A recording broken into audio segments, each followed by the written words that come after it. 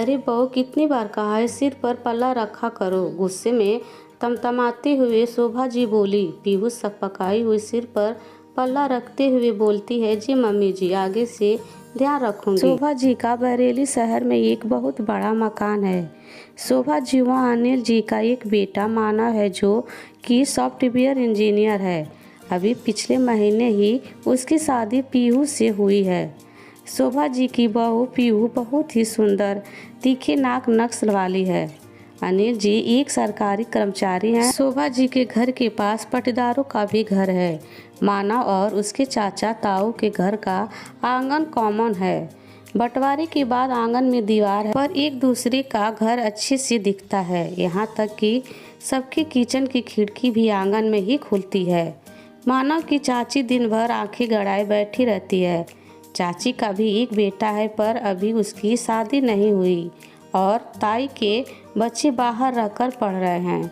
परिवार में यह पहली बहू आई है। शोभा जी के परिवार की परंपरा है कि बहुओं को साड़ी पहनना है और सिर ढकना है। उनके परिवार की यह सोच भी है कि साड़ी में ही बहू अच्छी लगती है। शोभा जी को डर रहता है कि बहू की नई नई शादी हुई है। सिर का पल्ला खुलते ही चाची ताई आपस में परिवार में बताकर उनके घर की जगहसाई कर देगी कि फलाने की बहू ऐसी है। 2 मिनट भी सर पर पल्लू नहीं टिकता। ससुर जी के सामने मुंह उघाड़ घूमती रहती है। शोभा जी वैसे बहुत अच्छी है, पीहू से बहुत खुश रहती हैं। बस इसी बात को लेकर उनकी बहू को हमेशा टोकना पड़ता है। वे उन्हें कई बार गुस्सा भी आ जाता है। उनको पल्ला न करने से कोई दिक्कत नहीं है, पर उन्हें लगता है कि लोग क्या कहेंगे। यह भी सोचती है कि अभी बच्ची है और धीमे धीमे सब सीख जाएगी। धीरे धीरे अब वो 6 महीने बीत गए। पीहू की आदत पल्ला लेने व साड़ी पहनने की हो गई।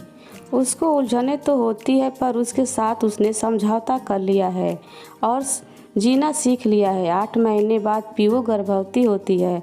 घर में सब बहुत खुश है। जब समय पूरा हो जाता है, पीहू को बहुत सुंदर प्यारे स्वस्थ बच्चे को जन्म देती है। पीहू 2 महीने में बिल्कुल स्वस्थ हो जाती है। घर में बच्चे के आने से एक रौनक सी आ गई। सब दिन भर उसी में लगे रहते हैं और बहुत खुश रहते हैं। अब पीहू बच्चे और अपने साड़ी और पल्ले के साथ काम करना सीख रही है, पर अब बच्चा होने से कुछ कामों में उसे सिर का पल्लू संभालने में दिक्कत आती है। पर मम्मी जी की बात उसे याद आ जाती है कि लोग क्या कहेंगे। वह बच्चे के साथ साथ साड़ी के पल्लू को भी संभाले रहती है। बच्चा अब 1 साल का हो गया है। एक दिन बच्चा दूध के लिए बहुत रो रहा था। पीहू तेज कदमों से रसोई में दूध बनाने जाती है। जैसे ही वह दूध गर्म कर रही थी, बच्चा भी रोते रोते वहां आ जाता है और उसके पैर को पकड़कर खड़ा हो गया। जैसे ही पीहू पीछे मुड़ी, उसका पल्ला गैस पर चला गया और आग पकड़ लेता है। तभी इत्तेफाक से मानव उधर से गुजरता है और उसकी नज़र इस ओर पड़ी हुए हड़बड़ाहट में वहां दौड़कर पहुंचा। वह आग को बुझाते हुए जोर से चिल्लाया, क्या कर रही हो पीहू, अपना ध्यान रखा करो। आज एक बड़ा हादसा होते होते बचा। मानव की आवाज़ सुनकर शोभा जी भी भागती हुई आती है।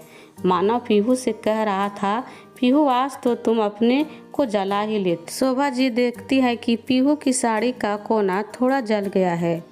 वह भी बहुत घबरा जाती हैं।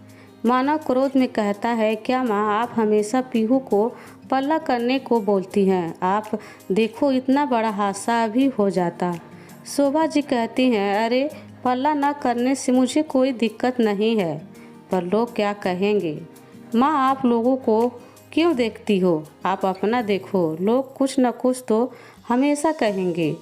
शोभा जी को भी मानव की बात सही लगती है। वे लंबी सांस लेते हुए हामी भरती हैं और कहती हैं, पीहू बेटा, आज से तुम पल्ला नहीं करोगी, चाहे तो तुम साड़ी भी न पहनो।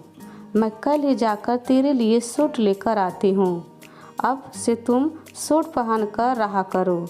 उनकी इस समझदारी भरी बात सुनकर पीहू मुस्कुरा दी और शोभा जी के गले लग गई।